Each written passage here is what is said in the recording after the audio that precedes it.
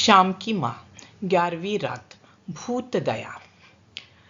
राम, उस दिए को परे कर, मेरी आंखों पर रोशनी आ रही है, शाम ने कहा।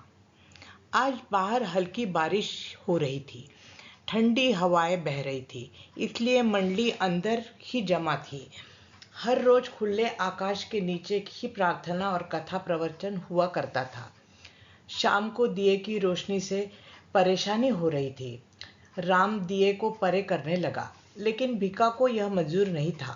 वह बोला, यहाँ दिया रखने से हमें आपके चेहरे के हावभाव दिखाई देते हैं। तब हम कान से सुनते हैं और आंखों से देखते हैं। आपके शब्दों का असर होता है। इसी तरह आपके चेहरे पर दिखाई देने वाले हाव भावों का भी असर होता है। केवल सुनकर काम नहीं चलता। अगर चलता तो अंधेरे में भी नाटक खेले जा सकते। श्याम ने कहा, मैं कोई नाटक नहीं करता, अपने हृदय के बोल तुम तक पहुंचा रहा हूं। नामदेव ने कहा, हम नाटक नहीं कहते, लेकिन आपके चेहरे की ओर देखने से असर होता है। राम तीर्थ जापान में बोलते तो अंग्रेजी में थे, लेकिन अंग्रेजी न जानने वाले जापानी लोग भी उनका व्याख्यान सुनने जाया करते थे। राम तीर्थ के चेहरे के हाव भाव उन्हें सब समझा देते थे। ठीक है, रहने दो दिया यहीं पर। तुम्हें जिस बात से खुशी मिले, मुझे भी उसी में आनंद आता है, कहते हुए श्याम ने कहानी शुरू कर दी। बचपन में एक बार हम अपने घर के आंगन में खेल रहे थे। तुलसी वाला आंगन बहुत बड़ा और लंबा चौड़ा था। उसमें बहेड़ा का एक बहुत ऊंचा पेड़ था। अचानक हमें रप की आवाज सुनाई दी। मैं और मेरा छोटा भाई देखने लगे कि कैसी आवाज आई। कुछ गिरा हुआ सा लग रहा था। हम ढूंढने लगे। ढूंढते ढूंढते हमें पेड़ से गिरा पंछी का एक छोटा सा चूजा दिखाई दिया। उसकी छाती से धड़ धड़ की आवाज निकल रही थी। लंबी ऊंचाई से वह गिरा था। उसका बड़ा बुरा हाल हुआ था। उसके शरीर की मानो सारी हड्डियां टूट गई थी। अभी उसके पंख उगे नहीं थे। उसकी आंखें भी खुल नहीं रही थी। लोहार की धोकनी की तरह उसका सारा शरीर हिल रहा था, ऊपर नीचे हो रहा था। हाथ से थोड़ा सा छूते ही वह गर्दन तान कर ची ची की आवाज निकाल रहा था, मानो रो रहा था। मैंने तय किया कि इस चूजे को उठाकर मैं घर ले जाऊंगा। एक कपड़े में लपेटकर हम उसे घर के अंदर ले आए। मैं और मेरा छोटा भाई, हम दोनों मिलकर यह कर रहे थे। कपास बिछाकर मैंने उस चूजे को उस पर लिटाया। हम भी छोटे थे, हम क्या करते, बाल बुद्धि को जो जैसा सूझता था हम कर रहे थे। उस चूजे को दाना पानी देने लगे। चावल की कनकी लाकर उसकी चोंच में डालते, झरने से पानी की बूंदें डालते।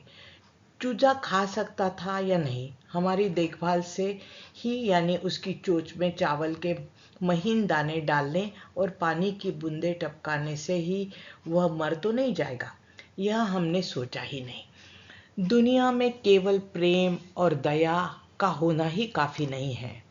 जीवन को सुंदर बनाने के लिए 3 गुण जरूरी होते हैं। पहली बात प्रेम चाहिए, दूसरी बात ज्ञान चाहिए और तीसरी बात शक्ति चाहिए। प्रेम, ज्ञान और शक्ति, ये तीनों बातें जिसके पास हो वह इस जीवन में कृतार्थ हो सकता है। प्रेमहीन ज्ञान, ज्ञानहीन प्रेम, प्रेम ज्ञानहीन शक्ति, शक्तिहीन प्रेम और ज्ञान व्यर्थ है। मुझमें अगर ज्ञान है लेकिन दूसरों से प्रेम न हो तो मैं अपना ज्ञान उसके साथ बांटूंगा नहीं।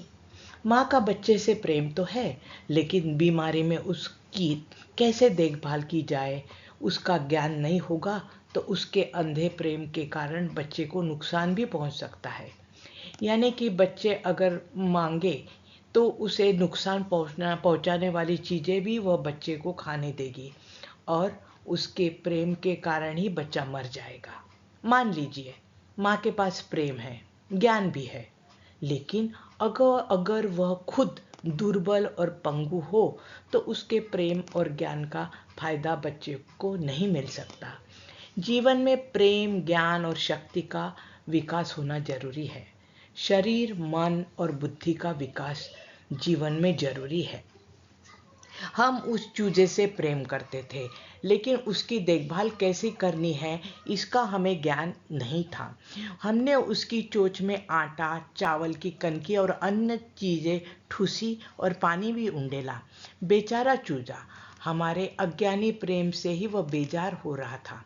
आखिर वह मर गया। मैंने उससे कहा, हम तुम्हें पिंजड़े में बंद करके नहीं रखेंगे। तुम ठीक होना और उड़कर अपनी माँ के पास चले जाना। हम दुष्ट नहीं हैं। अपनी माँ की खातिर ही न मरो। वह दयनीय होकर चीख रही होगी, आकाश में मंडरा रही होगी। हमारी बातों पर उस चूजे का ध्यान ही नहीं था। मैंने माँ से कहा, माँ देखो तो यह चूजा कैसे कर रहा है, गर्दन को उठा ही नहीं रहा। इसे खाने के लिए क्या दूँ? माँ बाहर आई। प्रेम से उसने चूजे को अपने हाथ में उठाया और कहा, श्याम, यह जी नहीं सकता। इसे सुख से मरने दो। इसे बार बार छूना नहीं। इसे वेदनाएं होती है। बहुत ऊंचाई से गिरा है बेचारा। कहकर माँ ने चूजे को फिर कपास पर रखा और अपना काम करने के लिए चली गई। हम इस चूजे की ओर देख रहे थे। आखिर उसकी चोंच खुली और वह मर गया। उसके प्राण उड़ गए। उसके माता पिता, रिश्तेदार कोई उसके पास नहीं थे। हमें बहुत बुरा लगा। हमने तय किया कि हम उसे ठीक से मिट्टी में गाड़ देंगे। माँ ने हमसे पूछा, माँ इसे चूजे को हम कहाँ गाड़े? अच्छी सी जगह बताओ। माँ ने कहा, उस शेवंती के पौधे या मोगरे की बेल के पास दफनाओ। शेवंती पर सुंदर फूल खिलेंगे और मोगरे के फूलों की चमक और बढ़ेगी। तुमने उस चूजे को प्रेम दिया है। उस प्रेम को वह चूजा भूलेगा नहीं।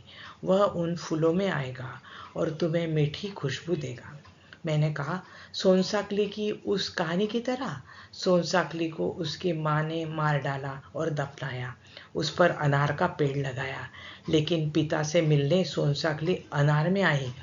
उसी की तरह यह चूजा भी आएगा, है ना? फिर सेवंती, मोगरे के फूल कितने सुंदर दिखाई देंगे, बढ़िया खुशबू भी देंगे, है ना माँ? माँ ने कहा, जाओ जल्दी गाड़ दो इसे। मरे हुए को ज़्यादा देर तक रखते नहीं। मैंने माँ से कहा, उसे लपेटने के लिए एक कोई अच्छा सा कपड़े का टुकड़ा दो ना माँ। माँ की एक पुरानी फटी हुई चोली थी। उस चोली का एक टुकड़ा माँ ने दिया। उस रेशमी कपड़े में हमने उस चूजे को रखा। जहाँ फूलों की क्यारियाँ थी वहाँ गए। सेवंती और मोगरे पौधों के बीच एक छोटा गड्ढा खोदा। हमारी आंखों से बहने वाले आंसुओं से जमीन पवित्र हो रही थी। गड्ढा तैयार हुआ, तब उसमें फूल डाले। फूलों के ऊपर रेशमी वस्त्र में लिपटी चूजों की देह रखी, लेकिन उसके ऊपर मिट्टी डालने के लिए मन तैयार नहीं हुआ। मक्खन से मुलायम उस सुंदर इतनी सी देह पर मिट्टी डाले कैसे? आखिर आंखें मूंद कर मिट्टी डाली। बिल्ली उस गड्ढे को खोद न पाए, इसलिए उसके ऊपर एक सुंदर सा पत्थर रखा और हम घर लौटे। घर में एक और बैठकर हम रो रहे थे। माँ की नज़र गई तो माँ ने पूछा, क्यों इस तरह एक तरफ बैठे हो? मैंने कहा, माँ मैं उस चूजे की मौत का सूतक रखूँगा। माँ हंसी और कहा, अरे बुद्धू, सूतक रखने की कोई ज़रूरत नहीं है। मैंने पूछा, अपने घर का कोई मरे तब रखते हैं ना वह? माँ ने कहा, आदमी किसी न किसी रोग से मरता है, इसलिए मरने वाले के साथ जो होते हैं उन्हें अन्य लोगों से कुछ समय के लिए दूर रहना बेहतर होता है। छूत के रोग फिर फैलते नहीं, इसलिए सूतक रखा जाता है। उस चूजे को कहाँ कोई रोग था। बेचारा ऊंचाई से गिरा और प्राण खो बैठा। माँ के शब्द सुनकर मुझे आश्चर्य हुआ। मैंने पूछा, माँ यह सब तुम्हें किसने बताया? माँ ने बताया, एक बार एक आदमी आए थे बरामदे में। वे कह रहे थे, मैंने सुना था तब और मुझे उनका कहना सही लगा। जाओ मुंह हाथ धो लेना, उतना काफ़ी है। बुरा मत मानना। तुमने उससे प्रेम जताया, अच्छा किया। भगवान भी तुम पर प्रेम करेगा। अगर तुम कभी बीमार हुए, तुम्हारी माँ अगर पास नहीं हुई तो वह किसी मित्र को तुम्हारी मदद के लिए भेजेगा। भगवान के सब बच्चे हैं, उसके बच्चों को, कीटक चींटी पशु पक्षी आदि को जो दोगे वह भगवान 100 गुना बढ़ाकर तुम्हें लौटाते हैं। बोया हुआ एक दाना भरा हुआ भुट्टा लेकर लौटता है शाम। तुमने चूजे से प्रेम किया, उसी तरह आगे एक दूसरे से भी करना, वरना होगा यूं कि पशु पक्षियों से प्रेम किया लेकिन अपने बंधुओं से बैर निभाया। ऐसा कभी मत करना। तुम सभी भाई बहन कभी एक दूसरे को भूलना नहीं। तुम्हारी एक ही बहन है, उससे कभी दूर नहीं बरतना, उसे भरपूर प्रेम देना। यह सब बताते हुए माँ का दिल भर आया था। मेरे पिताजी के साथ उनके भाई कैसे पेश आए, क्या उसे वह याद आ रहा था, या फिर वह हमेशा बीमार रहा करती थी, फिर भी उसके भाई कभी उसे हवा पानी बदलने के लिए लेवा नहीं गए। इसका उसे दुख था। उसकी भावना जो भी रही हो, लेकिन उसने जो भी कहा वह सत्य था। चींटियों को चीनी खिलाते हैं लेकिन इंसानों की गर्दन मरोड़ते हैं। बिल्लियाँ तोते आदि से प्रेम करते हैं लेकिन पड़ोसी से, अपने भाई से, इंसान से प्रेम नहीं करते। समाज में क्या हम ऐसे लोग देखते नहीं?